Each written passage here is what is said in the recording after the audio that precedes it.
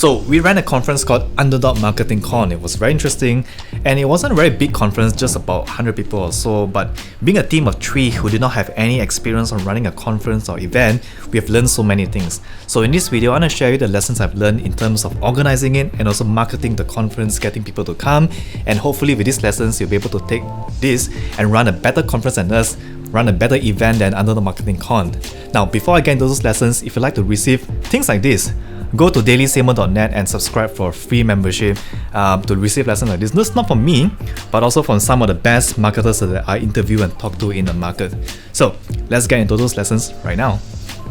Now, the first lesson is not to rely on just paid advertising alone, whether it's on Facebook, Instagram, or LinkedIn. With Underdog Marketing Conference, we were selling tickets at 199, that's 199 ringgit, and our ads had a CAC of 123 per conversion, and that's pretty high. So we were hitting this point where we were breaking even with every ticket sold through ads. No matter what we did, optimization, improving the creatives, improving the ad copy, improving the landing page, it's just how paid ads is, and the cost of paid ads will never decrease, it will only continue to go up. And that makes it harder and harder for advertisers and businesses to turn profit with every paid ad they run, right? Unless you set up things like funnels to upsell, cross-sell, and do that kind of stuff. So if you're marketing a conference, then I would say that use paid advertising. It's not bad. It's great for reaching out people whom you don't have in your community, but use 30% of your whole strategy for paid ads, and the rest should go into other things as well. So one thing that really worked for us is what I like to call the $0 partnership strategy, whereby you would partner up with businesses that share the same audience that you want to go after, but it's not competing with you. So as an example, for the Underdog Marketing Conference, we partner up with the Coffee Break, which is a daily newsletter that shares stories on and news on the Malaysian industry, politics, tech, business, and also finance. And if you are Malaysian, you probably want to sign up for the Coffee Break.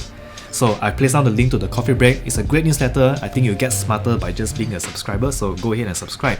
So the way we worked with the Coffee Break was that they shared about our conference in one of their daily newsletter, and then got us a few conversions from just the newsletter alone. So it's a great way, and we actually spent zero, no money whatsoever, and it's more of a win-win situation. So they promoted our conference in their daily newsletter, and I promoted the Coffee Break in this video and also during the conference itself. So it's a win-win situation, and it's a great way for any businesses, whether it's selling your products or businesses, to tap into the audiences from other businesses as well. So great way, look for partnerships, focus on spending $0, and always focus on a win-win situation. The next thing I really learned about running a conference is that you want to focus really on sales before marketing. So a lot of people, entrepreneurs especially, they focus on things like SEO, paid advertising, and I think that they're looking for the way out. That means they do not do the hard work of going one-to-one and doing the sales with people.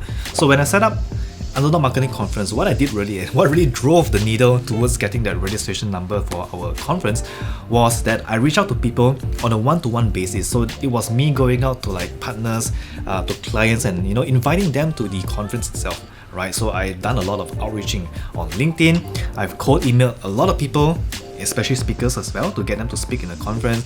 I've talked up and spoke to a lot of my clients, and it's true that manual process of building this relationship, talking to them and inviting them to a conference, that's when I actually build up these numbers for the conference. And naturally, these people, when they see the value in what you have to provide, whether that's a conference or that's a product, they will then tell their friends about it. So in our case, the people who came for our conference actually brought their friends, their partners, their clients together with them, and that actually increased the number of registrations we had for the conference itself. So focus on sales before marketing. And if you go into marketing, you want to go in marketing only if you know that something works. You know that maybe your conference would sell, the type of people it would actually convert, and you use marketing to scale. So I like to think of if you're a new business, focus on sales, and then when you're ready to scale up, when you already have your fundamentals done, then go into marketing. Social media. Now, social media is a place for you to build conversations and dialogues. It's not so much for you to sell your products and business, because to be honest, nobody really cares about your products and businesses. But what they care about is your thought process, your journey, the mistakes you made, and basically, your personal stories that you can share on social media, because that would resonate with people, right? So what actually worked for us for the conference is that when I started sharing stories about the speakers that were coming, and also their superpowers and all, it's not like I post out stuff and say, hey, this person is coming, come for the conference. Nothing like that. But I talk about, how did I actually came across this speaker? How do I know he or her? What is their superpower? What is the story? What is their journey like? And in the beginning, there was not much traction from that. But as I did it consistently over many days leading up to the conference, people started to notice, they started going to the website and started registering for the conference itself because they were interested and invested in their stories. So two things with social media. One is you have to be really consistent, post consistently every single day, because we are all online anyway. And number two, that's to build conversations and to tell stories, share your personal journey as a founder, as an entrepreneur, rather than posting about your products and services, because nobody cares. And the truth is, every one of your customers will go through that. It comes back to that sales funnel again. So it's how they get aware about what you have, who you are, what you have to offer, building an interest on it, considering it, and then becoming a customer at the end of the day. And of course, turning into a fan, right? But in order for them to go through that funnel, they want to hear about your personal growth as a founder or as an entrepreneur. They don't necessarily want to hear about your products or what you have to offer yet. So I hope that helps. When it comes to branding and names, I think it's really important for you to come up with a purple cow sort of like situation. And the purple cow is basically a situation where your product or brand or name is so different in the market that people can't help but notice. So with the conference, we call it the Underdog Conference, and that was a kind of like an unusual name. When I thought about this name and put it out and made it so, I was so afraid that people would actually find it weird. But I'm glad I did it, because at the end of the day, a lot of people actually came out to me and tell that, hey, I joined the conference because of the name itself. It intrigued me, got me curious. I clicked into the landing page to discover what it is, and I thought it was something that resonates with me, and that's why I joined. And I love to actually meet other underdogs in the event. So that really worked out for us as well. So when you come to creating a brand name for a product or something for yourself, think about something that can differentiate you from the masses. What would actually attract people to your name, right? And this thinking of it from a purple cow point of view really helps. So when we set up the conference, we wanted to be something different from any other conferences out there in the market, and one way we did that was through video personalization. So what I did was I sent a personalized video to every single attendee, every single registrant of the conference. So when they sign up, they'll receive a video from me, and the video is very simple. It's just a 30 or 40 seconds video, and in the video I will call them out by the name. So it goes like, hey Ruben, thanks for joining the conference, thank you again. What is something that you'd like to get out most from the conference? Just hit reply to this email and this video and let me know. And through that little video, which is not much at all, this built a relationship with the audiences. So during the event itself, I felt like I knew everyone in the room.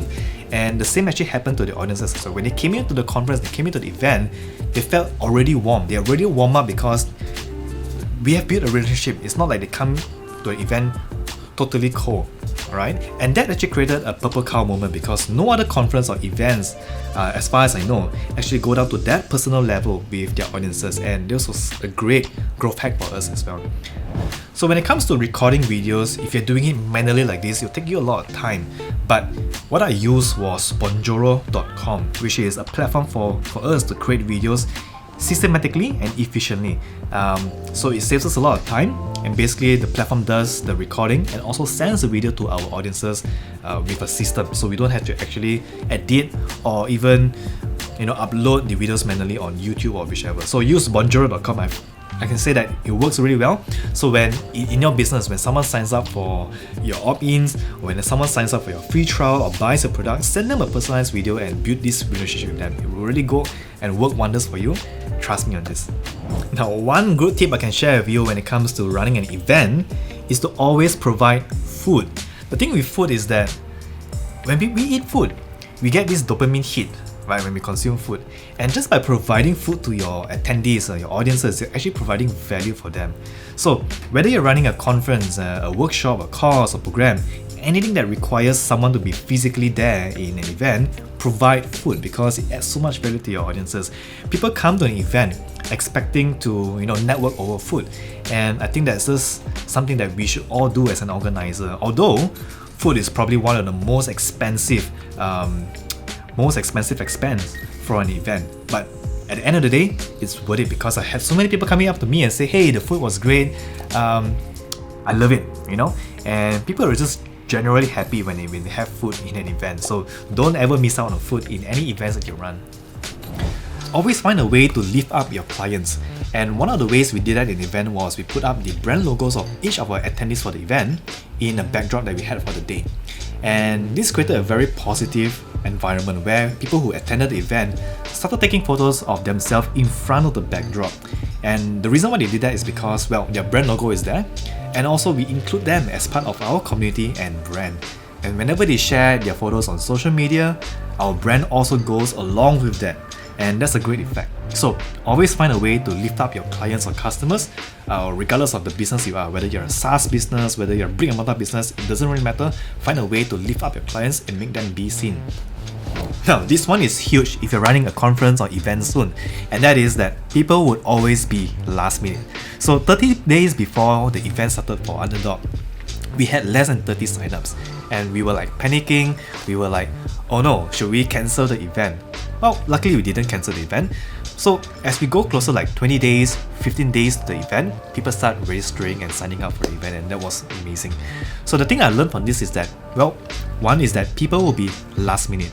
They want to see like who is going to go to the event, who is coming, which brands are going, are my friends going, should I join, is there any traction, is this a great event, before they pull the trigger on registering for that.